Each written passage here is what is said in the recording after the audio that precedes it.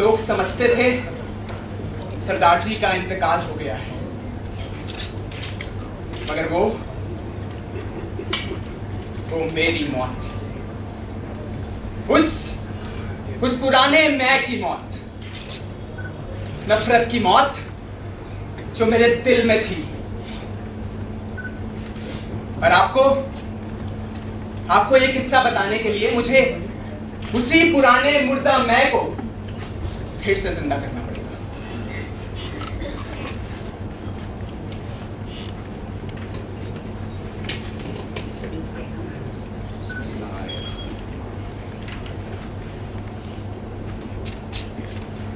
मेरा नाम है शेख बुराहुद्दीन मोहम्मद। जब दिल्ली और नई दिल्ली के बीच सियासती मसलों और लूटमार का बाजार गर्म था, तो मेरे जहन से बस यही आवाज आई कि पड़ोसी भी मिला तो कौन, एक सिख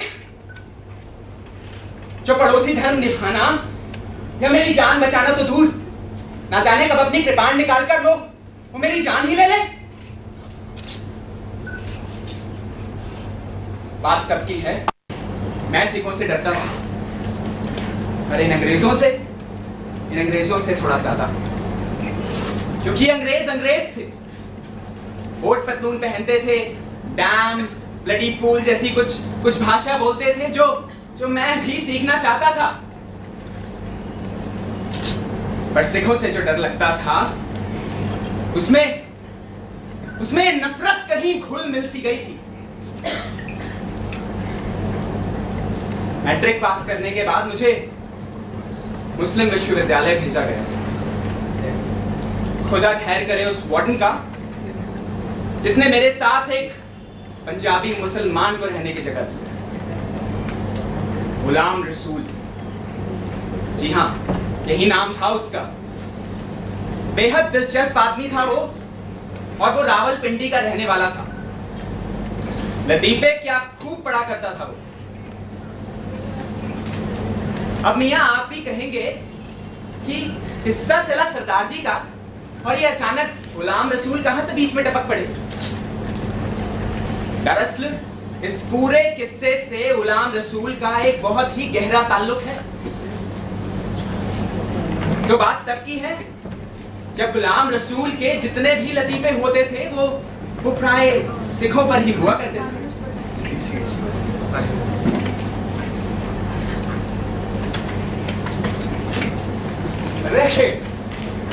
टिल्लो भैया, कैसे हो गुलाम भाई? बैठो। और सुनाओ, सब खैरियत? बिल्कुल सब बढ़िया। हमने सुना कि अलीगढ़ में सरदार बहुत ज्यादा हो गए हैं। बिल्कुल सही सुना वैसे तुमने। सरदार से एक लतीफा याद आया। सुनाओ। एक बार हुआ यूं कि हमारे जुम्मन मियाँ जो है सड़क पे आराम से चल रहे थे। अच्छा, ठीक है, पीछे से एक सरदार जी साइकिल लेके आ रहे थे, फुल स्पीड। फिर क्या हुआ? हमारे जुम्मन चाचा में जुम्मन चाचा धैर्य नीचे। अब भाई साहब जुम्मन चाचा यूं उठे, ओए सरदार, देख के चला, ओए कम से कम घंटी तो दे देता। सरदार जी ने बोला, अमा मियां, घंटी आपको दे देते तो हम क्या रखते, घंटा। हमारे शेख मियां दिखाई नहीं दे रहे, कहाँ हैं? पता नहीं कहाँ रह गए। और कैसे हो? सब खैरियत? हाँ, सब खैरियत। और बताओ यार, तुम कैसे हो? बिल्कुल बढ़िया। और क्या चल रहा है आज? नहीं, सरदारों के लतीफे चल रहे थे, और क्या चलेंगे अपने? सरदारों के लतीफे? हाँ, जरा हमें भी एक सुनाओ। याद आया। अभी आपने भी तो मोटर कार खरीदी जल्दी। हाँ, तो याद आया कि अपने जुम्मन मियाँ ने एक बार मोटर कार खरीद ली। मोटर कार, ठीक है, सड़क पे जा रहे थे, ठीक है। असल बात ये है कि हमारे जुम्मन मियाँ जो हैं वो हमारे गांव के एक हजाम हैं। अच्छा, जाम है। हाँ, ओ, तभी आप भी हर लतीफे में उसे घुसा देते हैं। जी बिल्कुल सही कहें। तो उन्होंने क्या किया, एक बार एक मोटर कार खरीदी और सड़क पे जा रहे थे। सामने से 4 सरदार एक कार में। 4 सरदार। गाड़ी एकदम आमने सामने। फिर क्या, वो फुल स्पीड, इधर से फुल स्पीड, टक्कर। जुम्मन चाचा की लाइट टूट गई। जुम्मन चाचा की अमाम यहाँ मतलब इंसानों की भी लाइट होती है। जुम्मन चाचा के गाड़ी की लाइट टूट गई। जुम्मन चाचा चौड़े में निकले, नई गाड़ी खरीदी तो रुतबा तो हो गए। कौन है रे? उधर से 4 सरदार धड़ाधड़ निकले। जुम्मन चाचा की थोड़ी सी समझ रहे हैं? जुम्मन चाचा ने अपना दिमाग दौड़ाया, बोला अमाम मियां ये तो बड़ी गलत बात हो गई, मामला बराबर का होना चाहिए। क्यों भाई? तुम 4 हम अकेले। बोले सरदार जी बोले ऐसे देखिए आप बात तो ठीक कह रहे हैं, तो एक काम करते हैं हम 2 आपकी तरफ से हो जाते हैं। तो भाई जुम्मन चाचा ने फिर दिमाग लगाया, बोला मियां मामला कभी भी गड़बड़, तुम 2 हम 3 हो गए। तो इधर से 2 सरदार बोलते हैं चाचा जी आप घर जाओ, इन दोनों को तो हम संभालेंगे। चलो भैया चाय पीते हैं।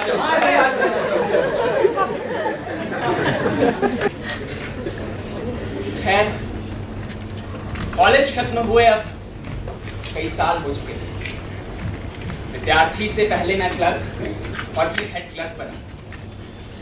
अलीगढ़ के एक छात्रावास से अब मैं निकलकर दिल्ली के एक आलीशान सरकारी मकान में रहने लगा था। शादी हो चुकी थी और बच्चे भी हो गए थे। फिर एक रोज हमारे पड़ोस में एक सरदार जी आवाज हुई। रावलपिंडी के वो रहने वाले थे और सुना था कि वहीं से तबादला करवा कर आए थे।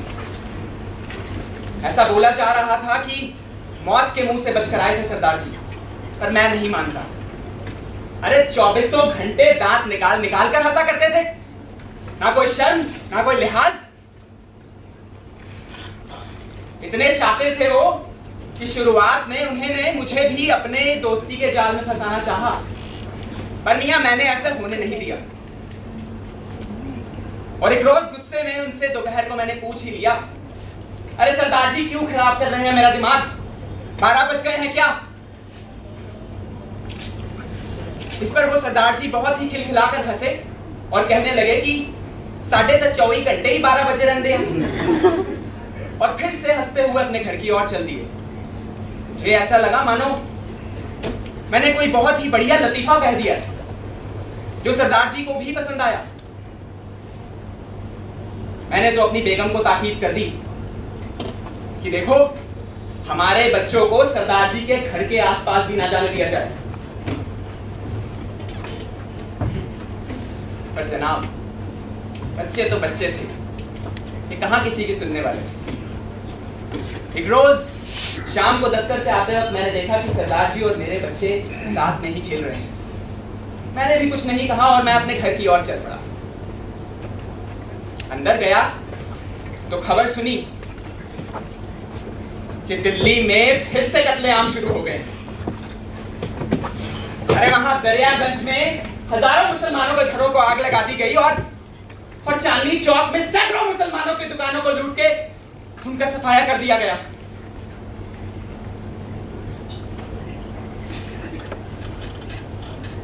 बार बार मुसलमान ही क्यों, यही मेरा सवाल था। और मैं तो नई दिल्ली में रहता था। यहां आज भी लॉर्ड माउंटबेटन का निवास था। इसीलिए मैंने सोचा कि कम से कम यहां तो हम मुसलमानों पे ये अत्याचार नहीं होगा। और इसी सोच के साथ अगले दिन फिर मैं अपने घर से निकला और अपने दफ्तर की ओर चल पड़ा, क्योंकि उस दिन मुझे कुछ अपना प्रोविडेंट फंड का जरूरी काम निपटाना था।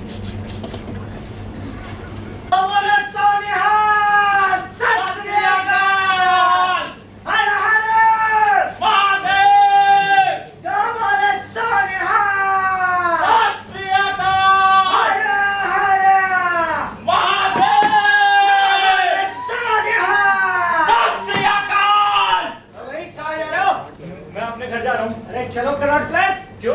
मुसलमानों को मारना है, काटना है उन्हें। पाजी की कर रहे थे उधर कनॉट प्लेस में मुसलमानों का गोलियों से गोली कर दे रहा है। ये गलत रास्ता है। अरे बदला लेना है हमारी कौम का, चुन चुन के मारेंगे उन्हें। वो चुन चुन के मारेंगे पाजी। चुन चलो, मारेंगे वो। इंसाफ करने के लिए कानून है। क्या करेगा कानून? क्या कर रहा है कानून? ये कानून वानून भाई। इंसाफ हो सकता है। अरे खुद का इंसाफ हमें खुद करना पड़ेगा, खुद बदला लेना है। चलो ओ बाजी, आज ही मौका है, चले। चल सत्यानाश। मैं नहीं रहूंगा, मैं नहीं रहूंगा। चल सत्यानाश बाजी। अरे डरपोक है तू। ओके साला, मैं डरपोक नहीं हूं। डरपोक है। कैसे लोगों की वजह से हमारी कौम को शर्मनाक होना पड़ता है। आप जाओ, मैं नहीं जा रहा। चल नहीं, मैं उनसे होती हूँ।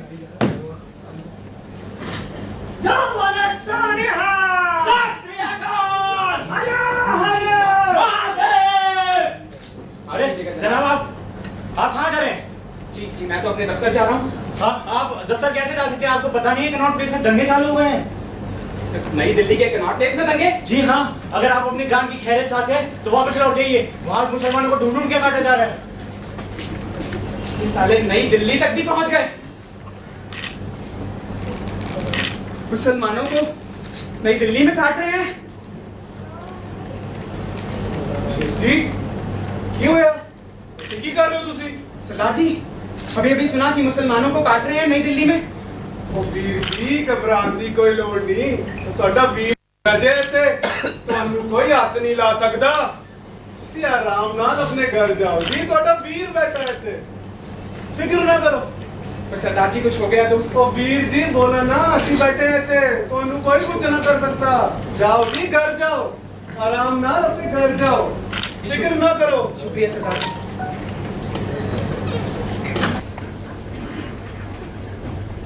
सरदार जी के समझाने पर मैं अपने घर आ तो गया, क्योंकि मैं बहुत डरा हुआ था, इसीलिए अपनी बंदूक तलाशने लगा।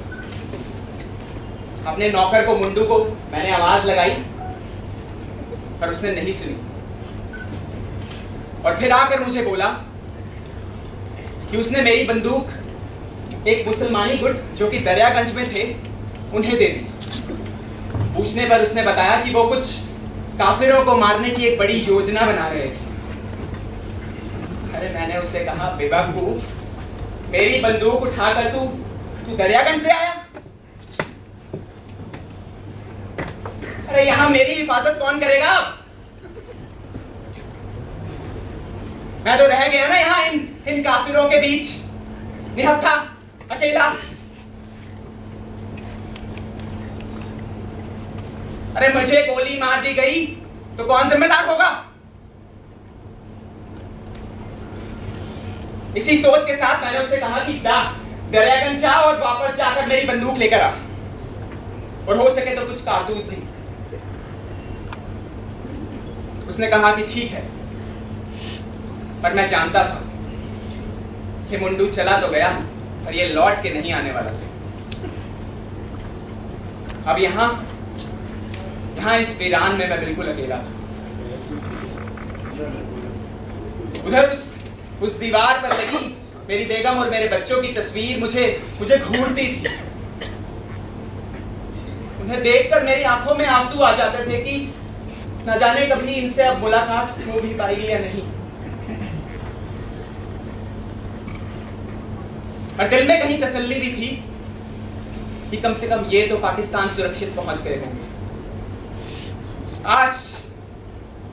काश कि उस दिन मैंने उस प्रोविडेंट फंड का लालच ना किया होता।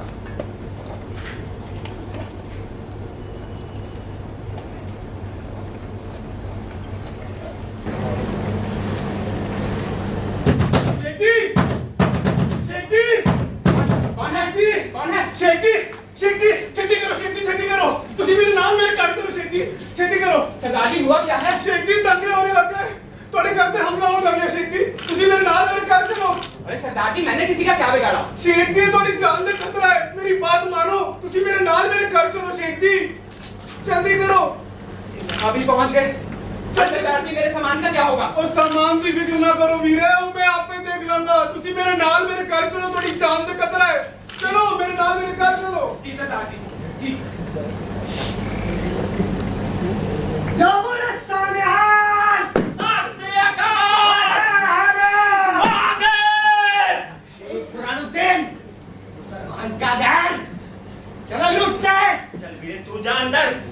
किसी मुसलमान के घर में नहीं जाता। ठीक है, रुक तो इधर है।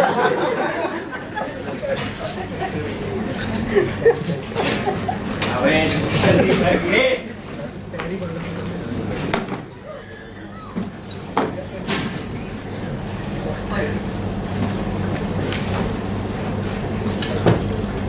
जल्दी फेंक गिरे।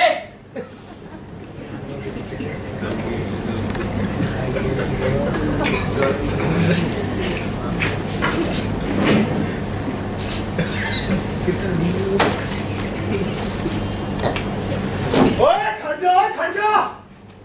इस मकान से लूट कर साटा भी आके सारे इकट्ठे मिलके लूटांगे। तो रोका किसने? लूट लो। ले वे। सोनिया! जसी, आजा।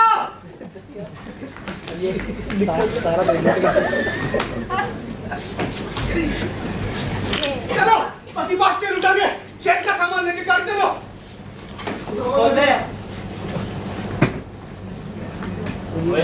वो ये सामान मेरा है, मुझे दे। चल वे। चल वे।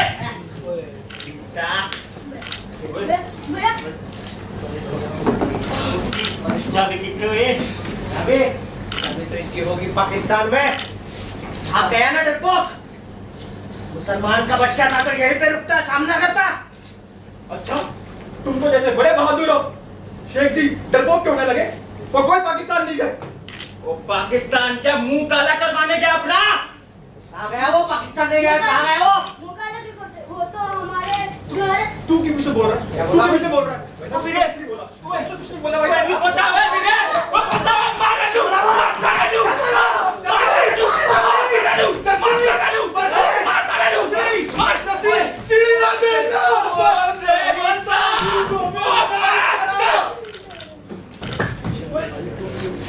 क्या तूने सरदार को मार दिया?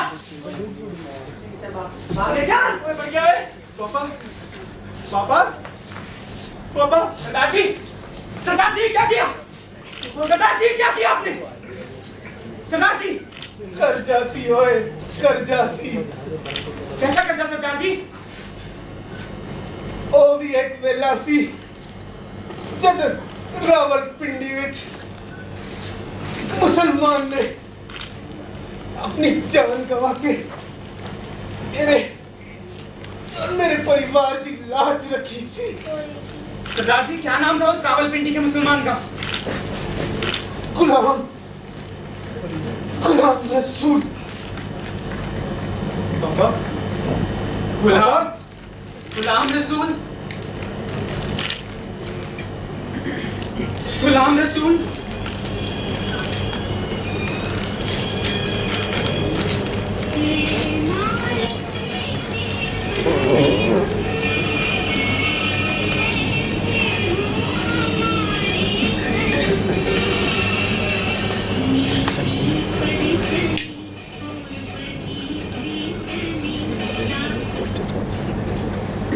मुझे ऐसा लगा मानो मेरी किस्मत ने आज मेरे साथ धोखा किया है। सरदार जी का जब इंतकाल हुआ तो उधर लगी घड़ी ने घंटे में 12 बजाने शुरू कर दिए।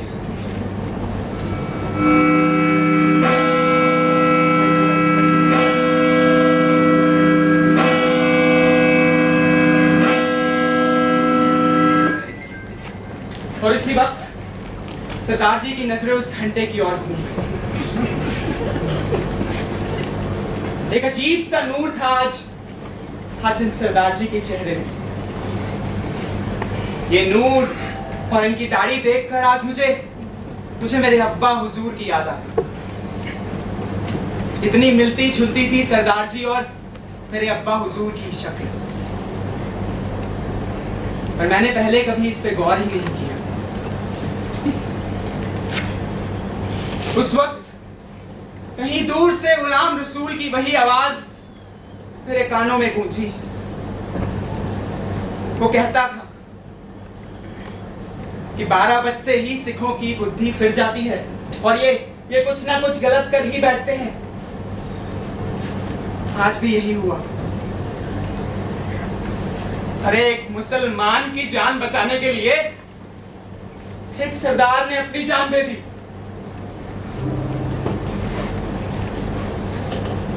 लोग कहते हैं ये सरदार जी का इंतकाल है। लोग कहते हैं ये सरदार जी की मौत थी, पर नहीं,